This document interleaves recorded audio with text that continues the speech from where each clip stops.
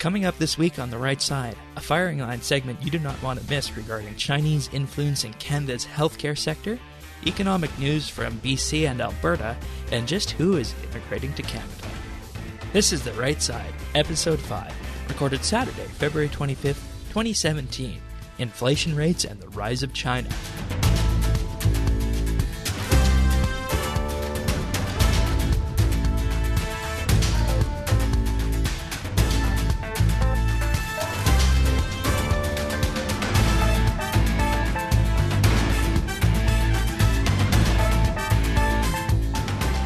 Hello, everybody, and thank you for joining us for another episode of The Right Side. My name is Shane, and I am here co-hosting The Right Side with Patrick. Yes, indeed. Pleasure Patrick to be here this week. From beautiful British Columbia, nice picturesque region on the west coast of Canada, surrounded by water, rainforests, lakes, and other great things, I'm sure. Very, very great things. We have the best lakes. Yes, we have the best lakes here in Alberta, too. But anyways. So, The Right Side, if you guys are just joining us for the first time, is a podcast that aims at cutting down the sensationalism in the mainstream media that you guys hear when you're watching it on the TV, or if you're reading it online, also the bias that's there, because every human being is naturally biased. So we want to try and cut down on some of that and inform you guys of what the actual story is, what the right side of the story is on the week's news. And with context and information, we hope to put you on the right side of the news. So, I think that pretty much covers our mandate for this podcast. We have some very interesting stories this week to cover. Would you care to take us into our first Canada story of the Right News Rundown? Yeah, the first story here on the Right News Rundown is Canada received 8,000 millionaire migrants in 2016. So this is a report from a market research group called New World Wealth, who tracks every year the amount of migrants that go from one country to another. And they have estimated that 8,000 millionaires have moved to Canada just in the last year. And that number puts it third overall, just behind Australia with 11,000 and the U.S. with 10,000.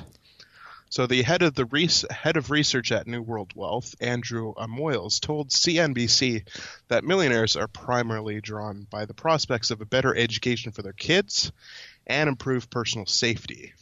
He said, quote, they want the best schools for their children and to feel safe, he said. Climate, healthcare, and cleanliness all follows those top two. And he also noted that the overall number of millionaire migrants is rising. Last year, 82,000 millionaires migrated worldwide, up from 64,000 in 2015. Wow, so the really neat thing about this is that Canada is seen as a major destination for people who have wealth, which is good for the economy because it means that not only is that a higher tax base, but it means that they could probably invest some of that money back into the market, which is always important, I think. Yeah, and, I think that is what is most often misunderstood about the immigration policies of Canada is that, you can't just pick up and leave from whatever country you're in, whether it be in the U.S. or, Germany or England or, even Pakistan. You can't just pick up and leave. You have to go through a very, very extensive process to ultimately make your way to Canada. And, over the last decade and a bit, our focus has really been on attracting high-skilled immigrants. And I think it's a natural thing that when you are looking for high-skilled immigrants, you're also going to get more who fit into this millionaire bracket as well. And I would be more interested to see where these immigrants are actually focused on in terms of their careers, once again, to benefit the economy, and also what kind of experience they had in their native homelands before coming here. Because, you often hear of the stories of, say, a doctor coming from Pakistan or India who has to completely retrain to become a doctor here because the codes and standards are different. So it'd be interesting to see how many of those are, the high-skilled things like doctors, engineers, and whatnot, and then how many of those are in the process of retraining to meet Canadian standards. Yeah, that's very true. And I think another thing to note is that one of the big misconceptions about Canadian immigration policy is that it's a lot easier to get into Canada than it is to get into, say, the States. Because we hear, like, every election, one side or another is always invariably going to move to the Canada if one side loses or something like that, if someone gets elected.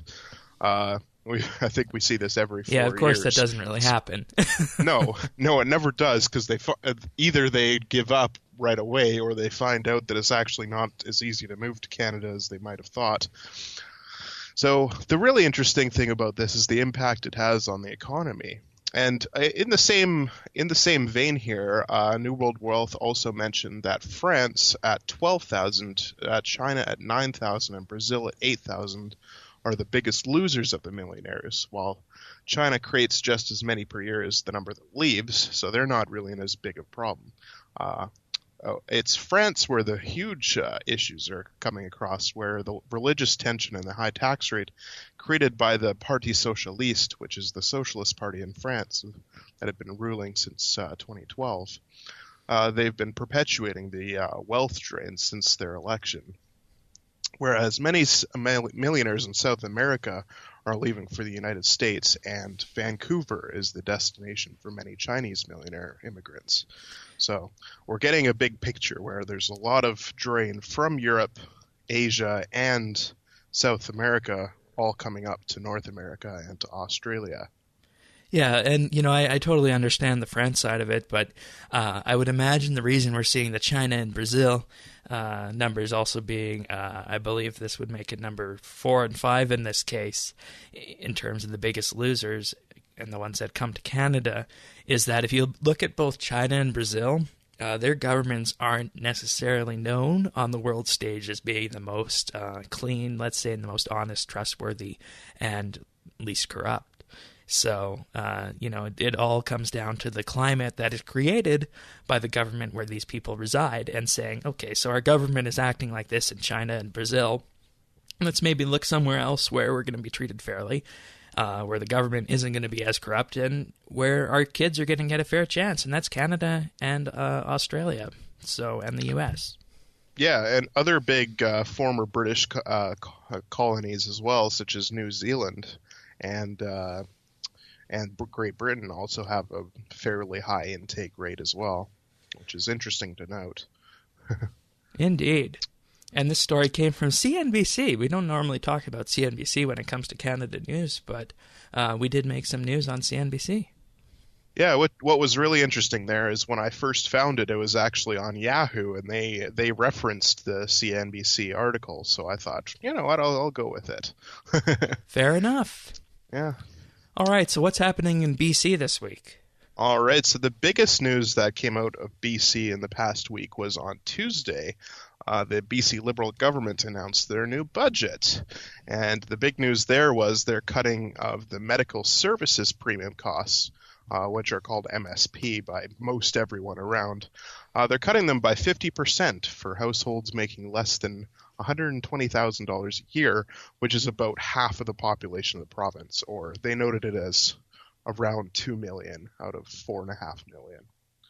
So Finance Minister Mike de Jong announced the change Tuesday in a $50.2 billion fifth-in-a-row balanced budget that also trims the small business tax, boosts spending on education, child protection, and youth mental health. It's forecasted to include a $295 million surplus, which is always good. The surplus would have been bigger, but spending was increased for housing, education, infrastructure, and forest fire prevention, which is interesting to note that forest fire prevention is put in there because BC over the last couple of years has had some really devastating forest fires. And yeah, it's good that they're putting more attention. We cut our forest fire budget here in Alberta last year. Yeah, and we all know what happened in Fort McMurray. Right.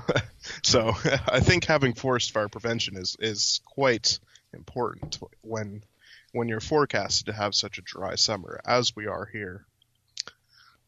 So other highlights of this included eliminating tax on electricity for businesses, lowered property tax, transfer tax for first-time home buyers, which is good. They're trying to get people to be able to buy homes earlier, and an additional $287 million to the Ministry of Child and Family Development, with about half of that going to address concerns about Indigenous child welfare. There have been lots of problems over the last few years about children that are in the welfare department, like through the adoption agencies and in government, like foster care. And there's been a lot of concerns there about neglect and mistreatment. So it's good to see that they're addressing this and trying to fix it, which is good. Yeah, and we have similar problems to all of these, and these problems have been going back for the last decade or so and back into the last PC government, and they're still not solved. So you guys are doing something right. Anyways. Mm-hmm. Yeah, so the quote that was headlining the article here was, we've got a AAA rating on the financial side, and I think on a social policy side, we've got a CCC, which came from Michael Prince, who is a professor of social policy at the University of Victoria in my hometown here. So I think what's really worrying is that Michael Prince is a professor of social policy, yet he uses the term CCC, which in financial terms refers to failing or failed states, such as Venezuela, Greece, Ukraine, and several sub-Saharan African countries. When it really comes down to it, Canada's economies, and British Columbia in particular, are AAA, which is the best you can get, and it should be compared with other strong economies, not described as CCC. Another interesting thing to note is that Prince also regularly appears on local news broadcasts like Czech News and CTV Vancouver Island as a so-called expert on political science. I see him all the time on the television talking about whenever there's political science stories, he's always on to chime in his opinion. And I think it's really worrying that we always get the same so-called experts on the TV. Especially when they're using a term that right. It doesn't even expand out to social policy, because it's purely an economics term, and it's even in particular a term related to the borrowing power of a region, a province, or country. So I don't think you can really transfer that over to the social policy side. And, in doing that, I think you're trying to make more of a statement than is actually worth being made in this regard. And I think the unfortunate side of it is that the mainstream media and the people who are watching the mainstream media will just take this as what they hear from Professor Prince here and automatically assume that, okay, so there must be a rating system like this for social policy among other worlds as well. So. Yeah, and that's the big problem, because this article came from the Times Colonist, which is the local newspaper here in Victoria. But the problem is that all over their social news media feeds on Twitter and Facebook, they didn't run with the article headline about the BC budget. They ran with the quote as the headline, which is, we've got a AAA rating on the financial side, and on the social policy, we've got a CCC, which is not only wrong, it's also sensationalist, and I think it's terrible that that's what they led with. Exactly, and that is why you guys, our very smart listeners, are listening to the right side, because we noticed this and we felt the need to highlight this error made by the mainstream media and Professor Price, because in doing that, it's completely distracting from the very good things that are coming out of your budgets, like, for example, the ability to cut healthcare premiums, the ability to lower the small business tax, the fact you guys are running a surplus for the 5th year in a row. Those are all very positive things that speak to a strong economy in BC. Ultimately, that should have been the story that was focused on. Yeah, and instead, a lot of news outlets focused on what wasn't in the budget, which was, of course, increased spending on certain things. But the problem is you can't have increased spending if you don't have the money in the first place. And we do have a surplus, but we want that surplus to go towards other things, such as emergencies or paying to down pay the off debt. Right. And BC does have a fairly substantial debt right now.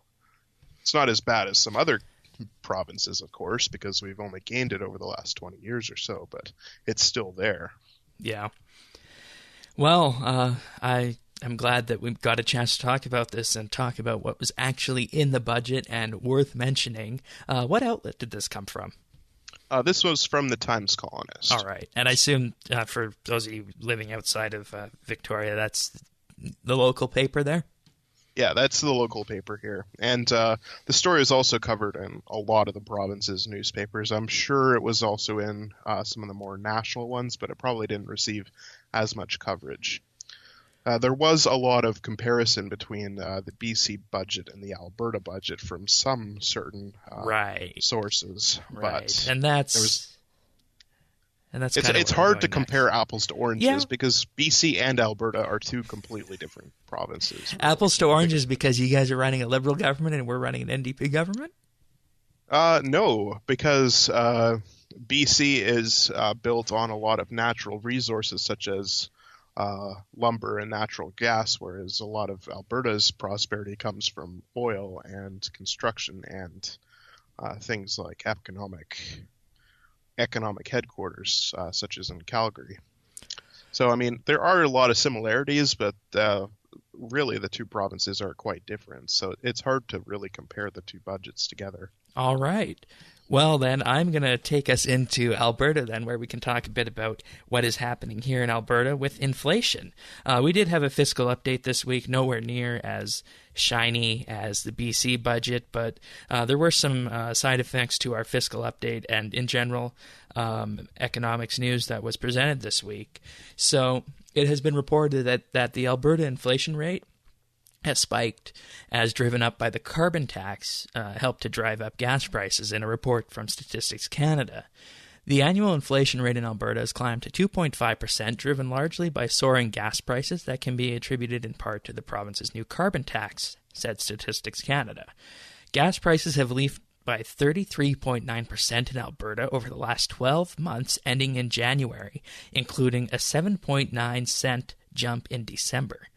It went from an average of 94.9 cents a liter in December to 106.8 cents a liter in January.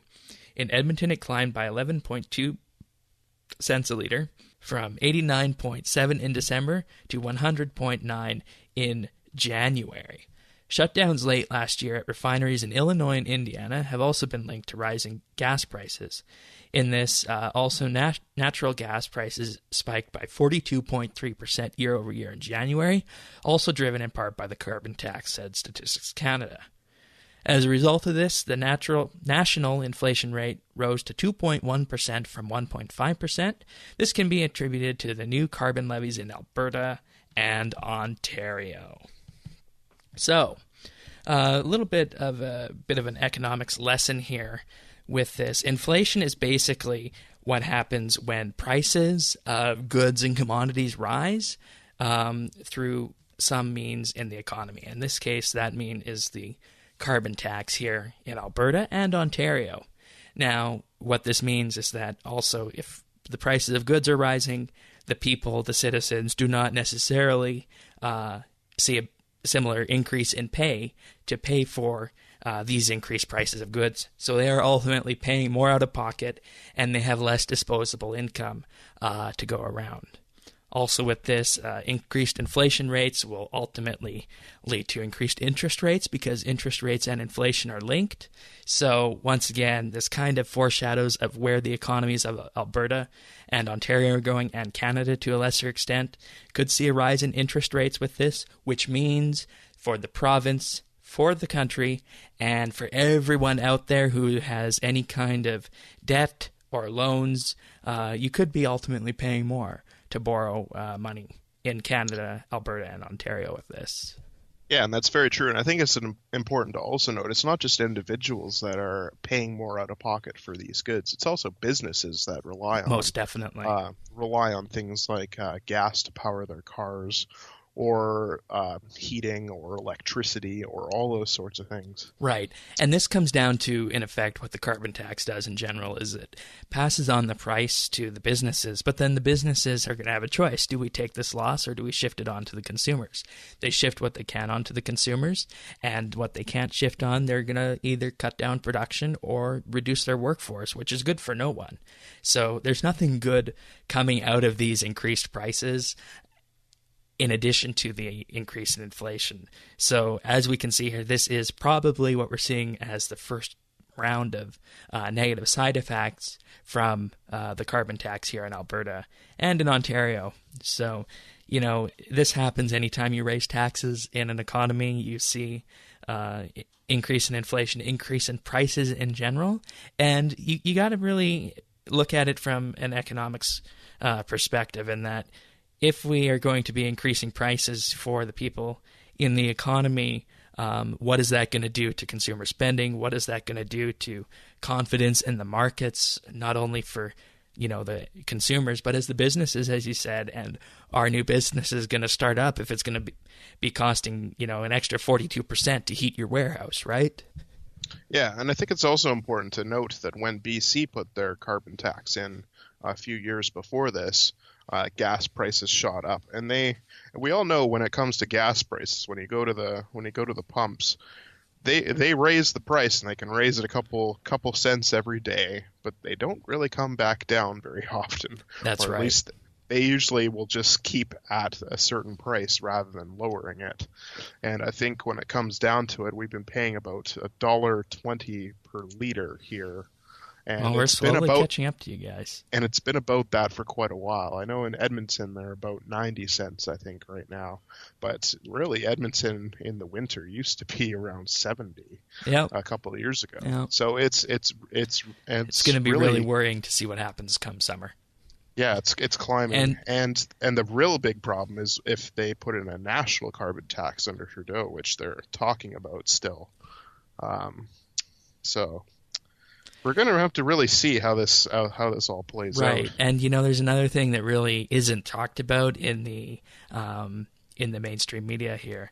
This piece was published in the CBC, but initially, came from Statistics Canada, and they deal with data, which is good. But the fact they're calling it a carbon levy and everyone else is reporting it as a tax, the fact it's a levy means that when you go to fill up your tank or when you purchase natural gas to heat your house or your warehouse, you are still paying GST on top of that carbon tax. Oh yeah, exactly. So they're raising prices, not just the tax. So exactly. It's tax on top of tax. And anytime you raise prices, huge negative side effects for the production side of the economy, which ultimately stifles economic growth. So we'll have to see what the government here wants to do about this going forward, and whether or not we can see from this that, it is truly not a revenue-neutral carbon tax, because the money is coming in, but everyone else is paying more. So, Anyways, that's happening in Alberta, and of course we will keep watching this and see what other kind of economic news the carbon tax brings in with this. So, yeah, definitely worried with that inflation jump by 0.6% nationally. That's not good. All right, firing line. So the firing line is, of course, the segment in which we talk about a story in the mainstream media that really hasn't been promoted all that well. And that is this week, Ottawa approved sales of a BC retirement home chain to a Chinese group with murky ownership.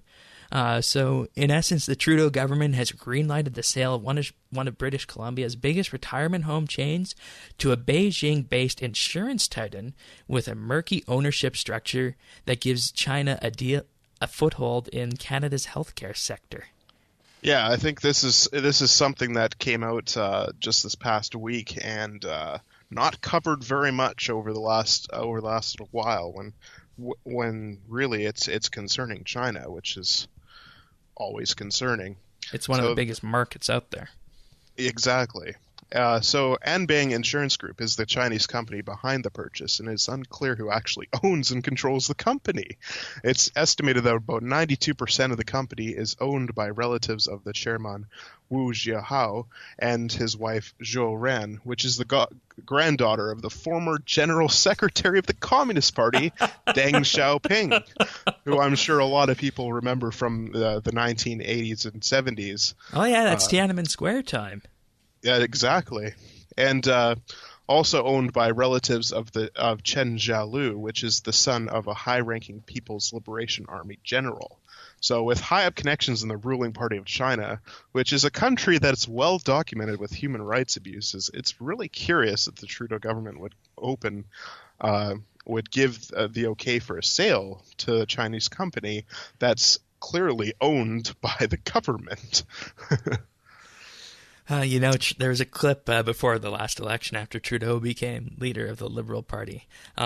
He basically said that China was his favorite basic dictatorship. And it's also no secret that Pierre Trudeau had really close relations with China as well. So this could be a continuation of that. I think it's okay to have close economic relations with China because they are a huge market in the world. You just got to be on your toes.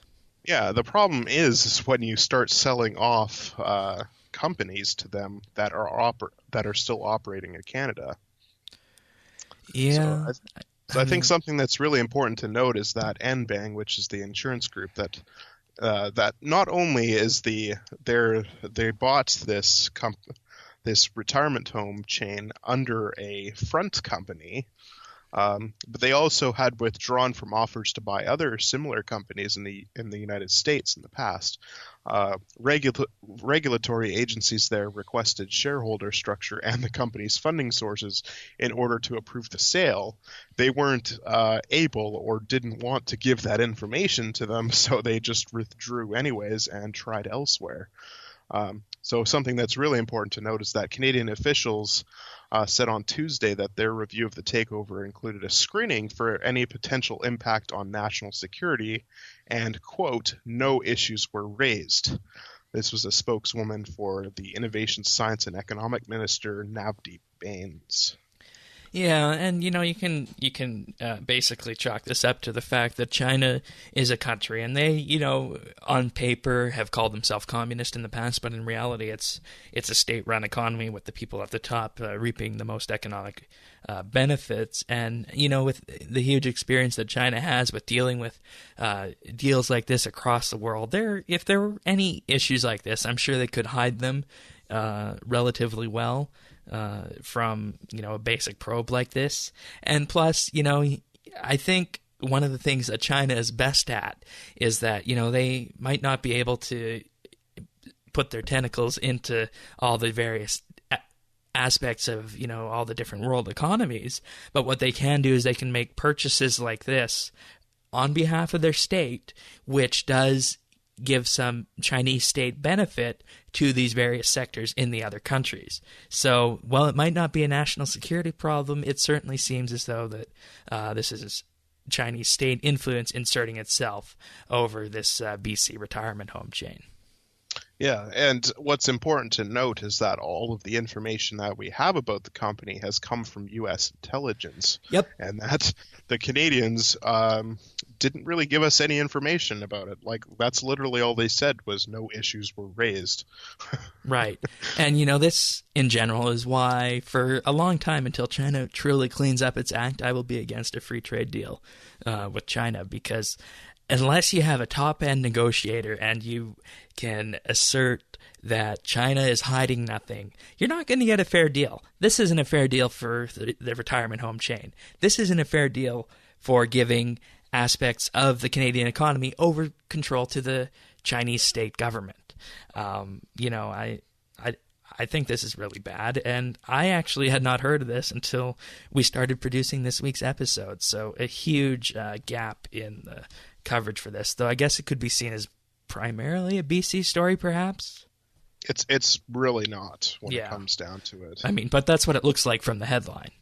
It does because the chain is in BC, but who knows? They might expand to other provinces. They might be trying to buy other companies. And once they get a foothold, give them an inch and they'll take a mile. Exactly. Right? A foothold in Canada's healthcare sector, because retirement homes are related closely to the healthcare industries. So, and do we really want to put our elderly, our most vulnerable, in the hands of people that whose country has state-sanctioned human rights abuses? Exactly. And believes that they don't exist? It's kind of worrying when you think about it. Very worrying. Not kind of. Very worrying. Exactly. All right. Well, hopefully you guys have found this information useful to you guys in the Right News Rundown and the firing line. I certainly had no idea of what we were getting into with the firing line until we started producing this. So I think it's a good time to say that, if you've never heard of this story and you think everyone else should hear about this, or maybe you just want to help out your friends, send your friends over to rightsidenews.ca to listen to this episode and inform them of what's actually happening in the Canadian economic sectors relating to China. So, All right, you ready for Word of the Week? I'm always ready for Word of the Week. Okay, so the word of the week is, of course, inflation. Inflation as defined is a general increase in prices and a fall in the purchasing value of money. Our policies aimed at controlling inflation or high inflation rates are two examples where that can be used. And that is the reason I chose this for the word of the week this week, is because, we hear about the inflation rate and how we're, maintaining it between 1% and 2%. But in reality, when you see inflation and you see inflation rise by that much over a short period of time, that tells you that something else is happening in the economy. And inflation, much like other aspects of the economy, like interest rates, can kind of act as a barometer of what's going to be happening here. And this week's news out of Alberta and Ontario and in general Canada doesn't really bode well for an increase in taxation in our economies. So the general lesson of this is that inflation and economics in general emits various warning signs, symptoms, and there's ways of measuring these signs and symptoms, much like you can measure when someone's getting sick of how an economy is doing. And that is why I think, based on economics knowledge and the evidence we have, that putting arbitrary carbon taxing on economies like this isn't a smart move, especially when the economy is still just recovering. Yeah, exactly. And whenever you have a fall in purchasing power, that ultimately means that your country's people are not progressing economically, and that they're having to work harder to have their basic needs met. Which is never good, because their wages might not be going up, or they might not have jobs at all. And as time goes on, people get older, costs for things such as healthcare are going to go rise up quite a bit. So we definitely got to watch out for all these indicators. And anytime the talking heads start talking about inflation and other economic indicators, that's a sign to you that things are happening and you need to be in the know. And if you want to be in the know and make sure you're on the right side of the news, head on over to rightsidenews.ca. That's where you can find all these episodes and full show notes linking back to the original stories. We're also on Twitter and Facebook at RightSideCA. And if you want to subscribe and have Right Side News or the Right Side delivered automatically to you, just head on over to rightsidenews.ca/iTunes. Well, I believe that does it for this episode. I don't think there's anything else. I don't think so. As long as if you guys see anything that we should be made aware of, reach out to us on Twitter or Facebook, and we would love to start a conversation. All right. Well, thank you for sharing your time with us, and we'll see you next week. See you in a week.